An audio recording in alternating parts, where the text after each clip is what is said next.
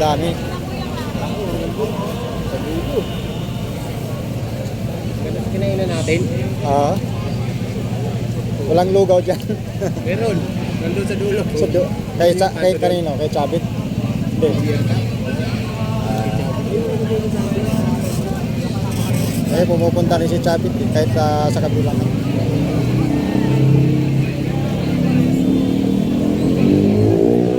Hindi ko ginagawa akong video. Ako rin. Sabay tayo.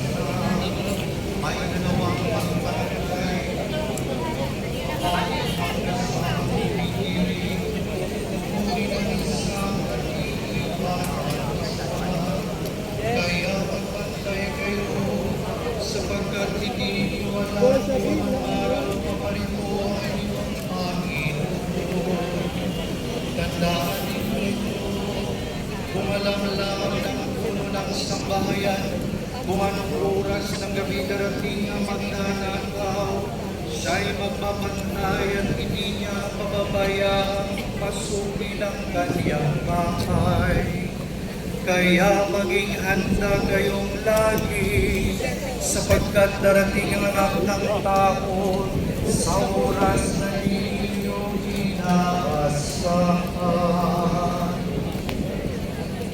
Ang mabuting balita ng Panginoon.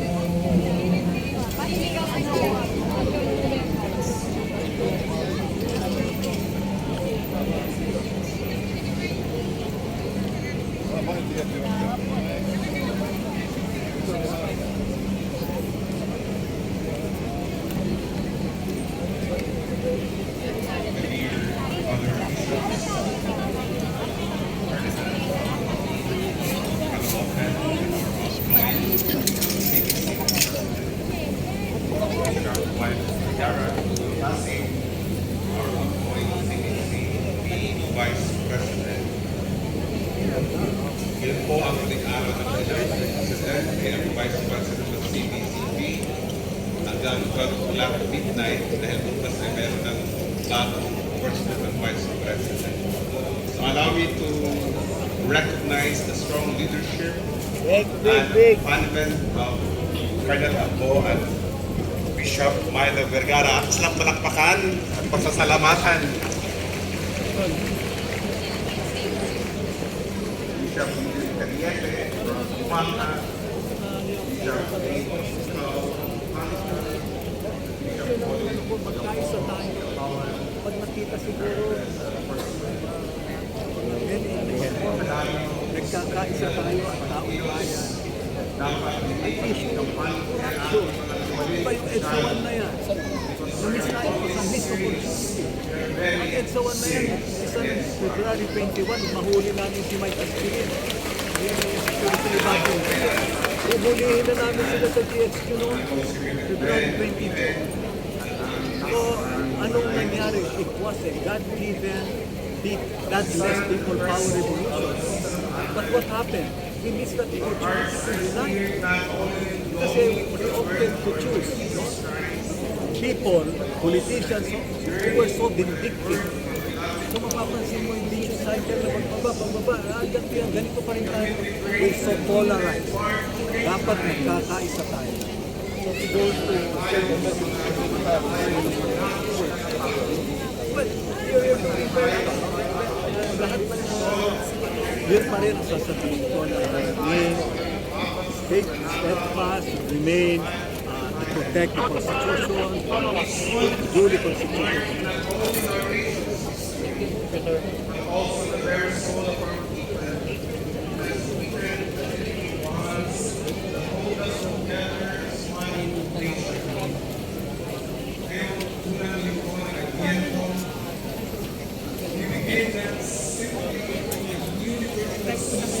Teka, picture lang ako nito.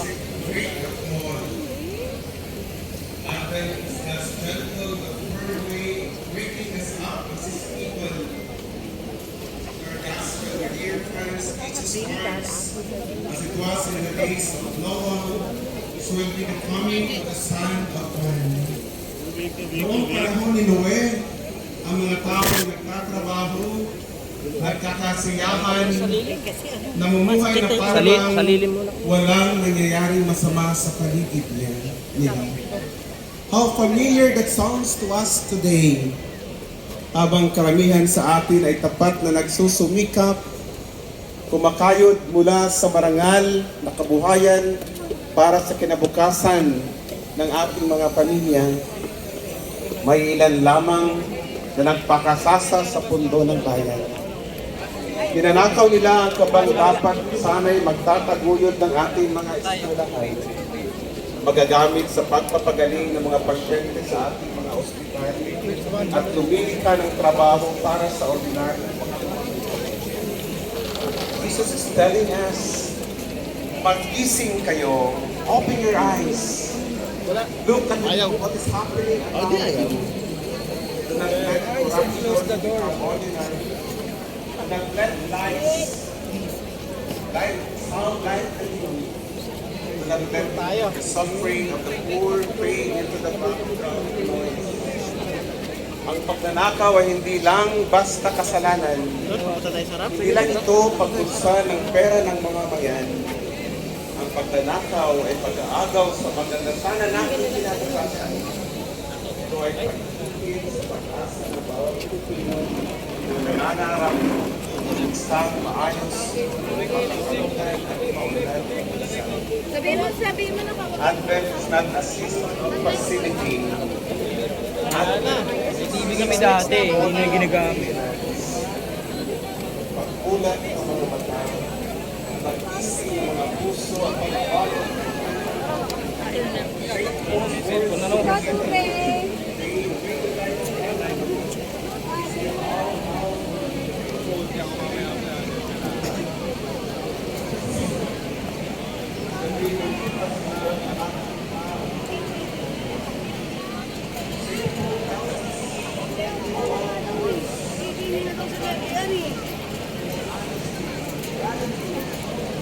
Kaya dito si Ivan.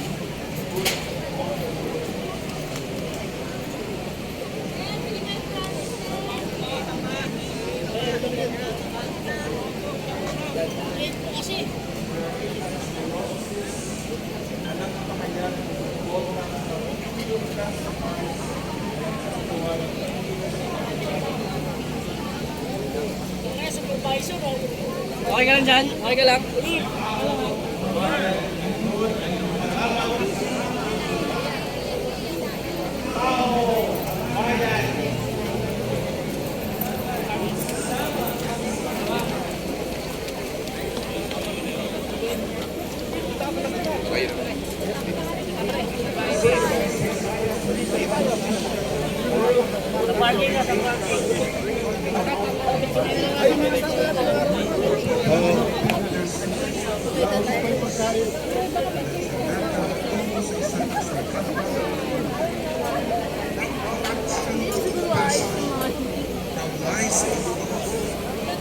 Justice and integrity. Prophet Isaiah is wearing your clothes with the light. They made their way more than ever. Kasi sa tigulang ko, napakadaling mapalat. Madismaya, mawala ng pag-asa. Wala lang. Ang hirap magmahal ng bayan kapag paulit-ulit kang niloloko na mga dapat ay naglilingkod sa iyo. Tayo naman.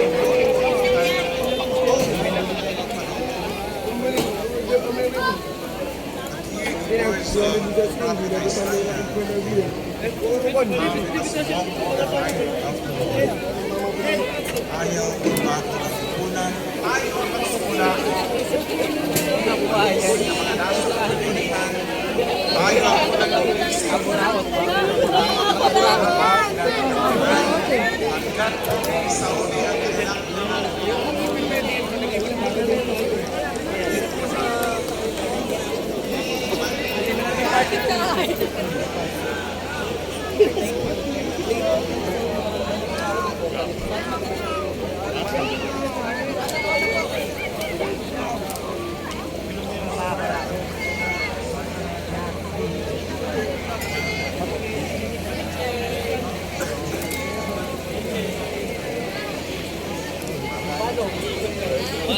Galing ulo nito, pinag-set up dun.